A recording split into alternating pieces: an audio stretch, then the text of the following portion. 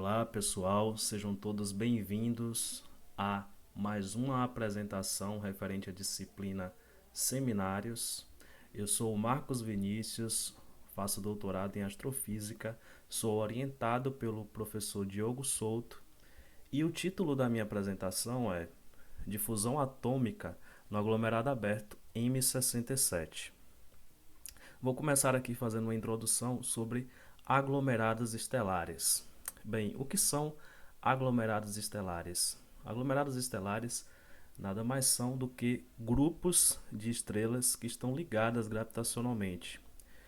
Esses objetos, eles são de grande interesse da astrofísica pelo fato de se supor que as estrelas que pertencem a aglomerados, elas foram originadas da mesma nuvem molecular ao mesmo tempo. Então, como elas foram formadas no mesmo tempo, essas estrelas possuem a mesma idade, e como elas foram formadas, originadas do mesmo material, elas possuem aí a mesma composição química. E esses objetos, como eles estão ali ligados gravitacionalmente, eles estão na mesma distância.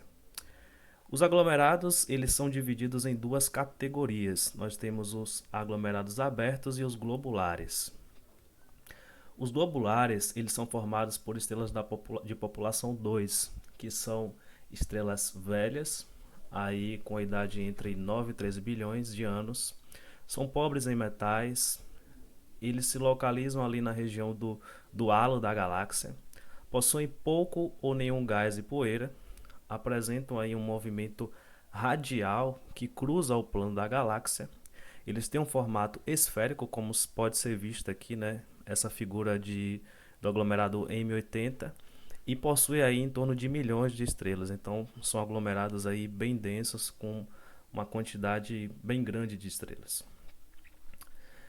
Já os aglomerados abertos, eles são compostos por estrelas de população 1, que são estrelas jovens, aí com idades inferiores a 5 bilhões de anos. São estrelas ricas em metais, com metalicidade aí solar, que se localizam no disco da galáxia, apresentam alta densidade de gás e poeira, formação estelar e têm um movimento ao redor do plano galáctico. Esses aglomerados, eles apresentam forma irregular e possuem aí em torno de centenas de estrelas. Aqui a gente tem uma figura que mostra um aglomerado aberto bastante conhecido, que é o aglomerado das Pleiades. Então aqui a gente tem uma figura que mostra uma ilustração, né, da galáxia, onde aqui a gente consegue ver o bojo da galáxia, que seria essa região central, o disco, que é onde se localiza os aglomerados abertos, e aqui está o halo da galáxia, onde estão os aglomerados globulares.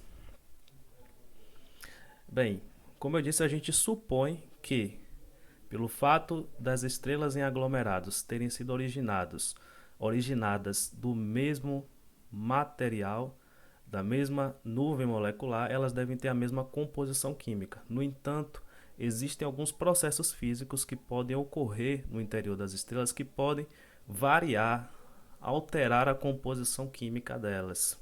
E alguns desses processos são a nucleossíntese estelar, né, que são os processos lá de reações termonucleares que acontecem no interior lá das estrelas, né, onde elementos mais leves se juntam, produzindo elementos mais pesados. E no final da vida, né, a estrela lá explode, libera esse material e enriquece o meio. Então as estrelas posteriores, elas são formadas, as estrelas que surgem posteriormente, elas são formadas por um material mais enriquecido, portanto elas apresentam uma abundância química maior, né? Temos também mecanismos de dragagem, que são mecanismos que dragam, né, por isso o nome dragagem, elementos de camadas mais internas para camadas mais externas. A gente tem a rotação, a atividade magnética e a difusão atômica, que é o processo físico de interesse nessa apresentação. Bem, o que é a difusão atômica? A difusão atômica é um processo de transporte, né, dos átomos que estão lá na fotosfera para as camadas mais internas da atmosfera da estrela, por ação da gravidade. Então a gravidade vai fazer com que esses átomos sejam conduzidos da fotosfera para regiões mais, para as camadas mais internas da estrela. Então, a fotosfera é ali a camada onde a camada mais profunda visível, né? E a gravidade vai conduzir esses elementos para as regiões mais internas. Esses elementos vão ficar escondidos, né, mascarados, e a estrela ela vai aparentar ter uma abundância química menor. Mas veja, esse é um fenômeno que é causado por uma limitação observacional. A gente não é capaz de detectar esses elementos que estão ali escondidos nas regiões mais internas, mas eles ainda estão lá. Então, de fato, a mudança química da estrela não varia, né? O que varia é a abundância observada. Bem, esse processo de difusão atômica, ele é descrito por uma equação que se assemelha bastante a uma equação de onda. A única diferença é que a derivada aqui é temporal, ao invés de ser uma derivada segunda, é uma derivada primeira. E esse processo ele é mais eficiente na zona radiativa porque você tem menos deslocamento convectivo. Então aqui a gente tem uma equação aplicada para uma estrela. Quando a gente faz um estudo de difusão aplicando a uma estrela com todas as condições que você tem no interior da estrela, a equação da difusão ela apresenta essa cara aqui, certo? Onde aqui a gente tem a derivada primeira com relação ao tempo e aqui a derivada espacial, derivada segunda, né, espacial, onde aqui a gente está supondo que a difusão ali ela está ocorrendo apenas na direção radial. Essa equação aqui ela descreve, né, a variação da composição química, que é esse lado esquerdo aqui, em função da difusão. Ela vai depender de parâmetros como a fração de massa do elemento, a massa atômica, a massa do próton, a densidade na camada considerada, a velocidade da partícula, coeficiente de difusão e da taxa que um elemento I é transformado em um elemento J. Então esse processo de difusão é um processo bastante relevante em vários estágios evolutivos. Em geral, esse processo ele vai competir com outros processos de transporte, como a convecção, né? Por isso que eu disse que ele é mais eficiente na zona radiativa, porque você tem menos convecção. Movimentos turbulentos, acreção, ventos radiativos, todos esses são processos aí que podem se opor à difusão atômica. Então aqui a gente tem uma ilustração, né, que mostra, aqui vamos supor que essa linha preta seja a fotosfera e aqui é uma camada mais interna. Então a gravidade vai fazer com que os elementos que estão aqui na fotosfera sejam conduzidos aqui para essa camada mais interna. Bem, mas esse é um processo que tem uma escala de tempo longa, né? Esse é um processo que ocorre de forma bastante lenta. Então, os aglomerados mais velhos eles dispõem de mais tempo para que a difusão ocorra. Por isso, acreditava-se que esse fenômeno só ocorria em aglomerados globulares. Em 2018, né, foi realizado um trabalho cujo intuito seria a caracterização de anãs M do aglomerado M67. E nesse estudo foi observado uma variação química nas estrelas que estavam sendo estudadas. E isso levou, né, conduziu, né, à identificação de assinaturas de difusão atômica nessas estrelas. Então, 8 estrelas, né, foram observadas com apogee e foram analisadas, né, para a determinação de abundâncias.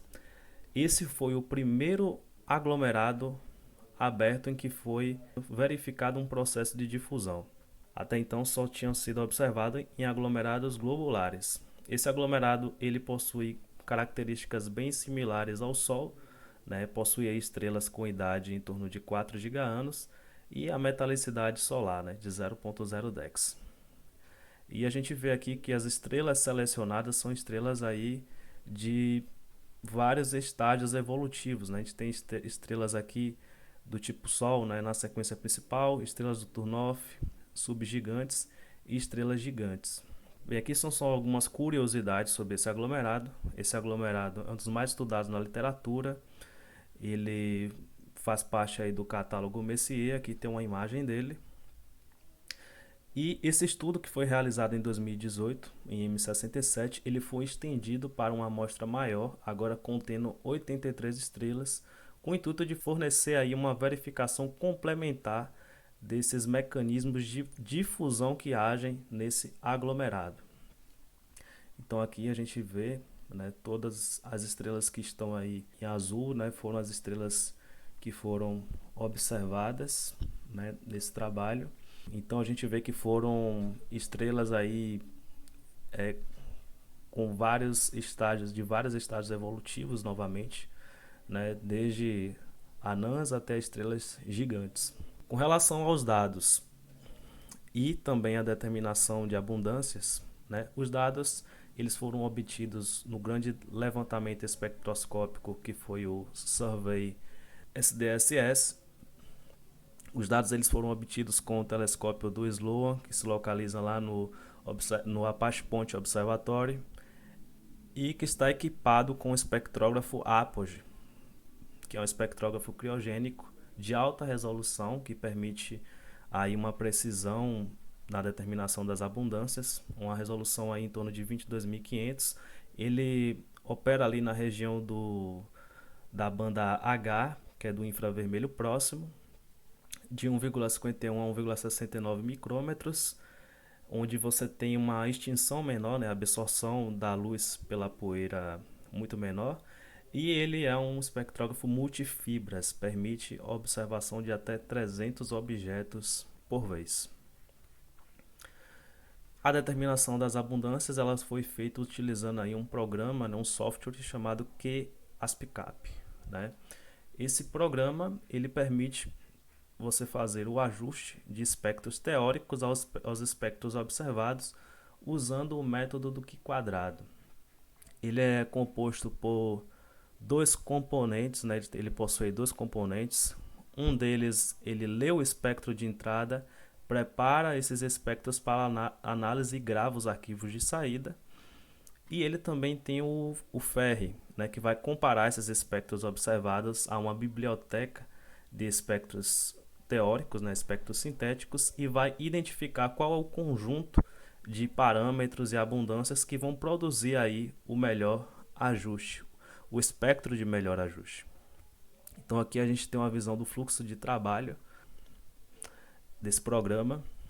Então aqui a gente tem o IDL, o RAPE, que vai ler e preparar para análise os espectros, e aqui no FERRE esses espectros eles serão ajustados, né, com espectros sintéticos de uma biblioteca de espectros, utilizando aí o método de minimização do Q-quadrado, e vai fornecer aí os espectros com os melhores ajustes e os parâmetros e as abundâncias químicas, né? E o IDL vai novamente gravar os arquivos de saída. Sobre os resultados e as discussões.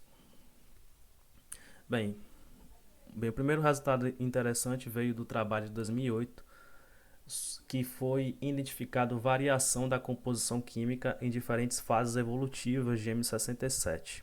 Então aqui a gente tem um gráfico onde a gente tem os elementos e a abundância para diferentes estágios evolutivos. Em vermelho aqui a gente tem as estrelas que são as gigantes vermelhas. A gente tem as estrelas aqui em azul que são as estrelas gigantes. E em verde aqui a gente tem as estrelas do Turnoff. E a gente verifica que as estrelas do Turnoff elas apresentam uma abundância inferior aí às estrelas dos outros estágios evolutivos, né? Então foi identificada essa variação da composição química. Ela tem uma composição química diferente das estrelas que estão em outros estágios evolutivos. E até o momento não se sabia o porquê, né, dessa variação da composição química, principalmente aí nas estrelas do Turnoff. Por que elas apresentavam essa abundância inferior?